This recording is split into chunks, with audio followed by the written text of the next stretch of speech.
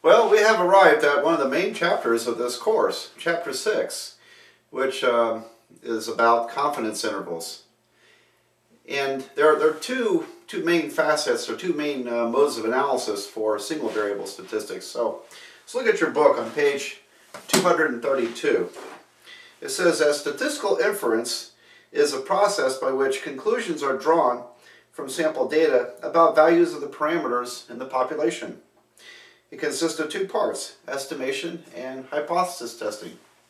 So hypothesis testing is when we compare a sample value with some standard, some other value, to see if there is a significant difference between them or not. And estimation, and that's Chapter 7, hypothesis testing. Chapter 6, however, deals with estimating a population mean from a sample. So I think I'll just lead off with an example for you. Now, I pulled up some data from some past Math 160 courses. And the first set of data was from winter of 2002. This was the final exam grades in the course. And it must have been a small course because only 11 people were in it. But I had these grades. And let's see, there are two 97s, an 88, a 79. It went down to one person got a 52. The mean grade for this sample was 77.2. I calculated the standard deviation. That was 13.3. And the sample size was 11 people. So let's talk about this. These are final exam grades, and the sample was taken during winter 2001. So quite a while back there. What might we do with this? Well, suppose we wanted to use this sample to estimate how Math 160 students do on final exams. Now I should tell you this is a very small sample, and classes do vary a lot. So, but just humor me on this. Let's play along with a supposition.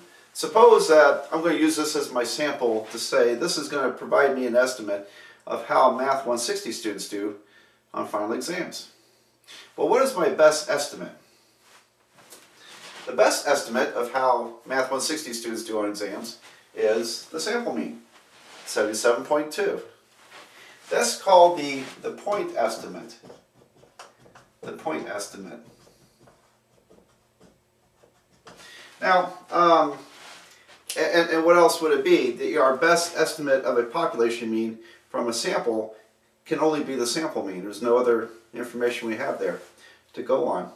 However, in estimation, statistical estimation, we want to calculate a range of values within which we're confident that the population mean lives, because the population mean may not be the point estimate. It may not be 77.2.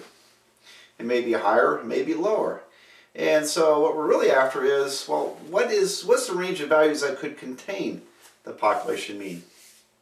All right, so you're going to see hear some concepts, see some calculations here that at first are probably going to seem a little weird, a little strange. It takes a little while to wrap your head around these concepts, so you're just going to have to bear with me, and we'll talk through some examples, and I think after a couple examples this will really start to sink in for you. So, all right, well, I'm going to do a calculation here, and what I want to do is build a 95% confidence interval. All right, so what does that mean? Suppose that, well, they are, because the central limit theorem tells us that sample means are distributed according to the normal distribution. And so what I'm going to do is take this, assume it came from a normal distribution, there's 77.2, and I'm going to look at the inside 95%. Here's the 95% confidence interval. I'm going to abbreviate confidence interval. Well, I guess I'll abbreviate confidence. All right, there's a 95% confidence interval that's going to estimate the population mean based upon a standard deviation of 13.3 and a sample size of 11. Well, the tails are two tails. There's the upper tail and the lower tail. And in this case, the upper tail contains 2.5% and the lower tail also contains 2.5%. So what I'm saying is we're going to make an estimate of the population mean, and we've decided we're going to be 95% sure. All right, we're going to use this as a standard. Let's say, okay, I'm going to be 95% sure that the population mean falls between these two values, within this range of values, which means that there's a 5% chance that we could be wrong. So I'm going to talk about that more in depth later about, well, why, for example, why not cut this down and make this 99% confidence or 100% confidence? There are good reasons. There's always a trade-off. When you want less error, there's always a trade-off. We'll talk about that as we move along here. So, but anyway, for the moment, a confidence interval is called a two-tailed test.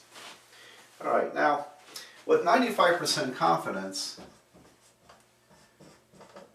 this means that the alpha error, or alpha, is 0.05. So what is alpha? Well, alpha is the amount of type 1 error. Alright, well, there's another can of worms there. Type 1 error. Is there a type 2 error? Yes, it's called beta. And type 1 error is going to be easier to grasp, I think, in Chapter 7 when we do hypothesis testing. And but in this case, this is called a type 1 error. That if I'm wrong in estimation, this type of error is going to be 5% or 0.05 if you're using 95% confidence. So these numbers are always complementary. They would add up to 1 or 100% if you're either both in decimals or both in percentages.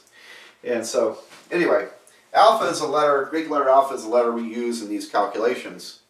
And alright, so here's what I need. In order to calculate this confidence interval, because it came from a sample, I need the t-score associated with these two places on our graph.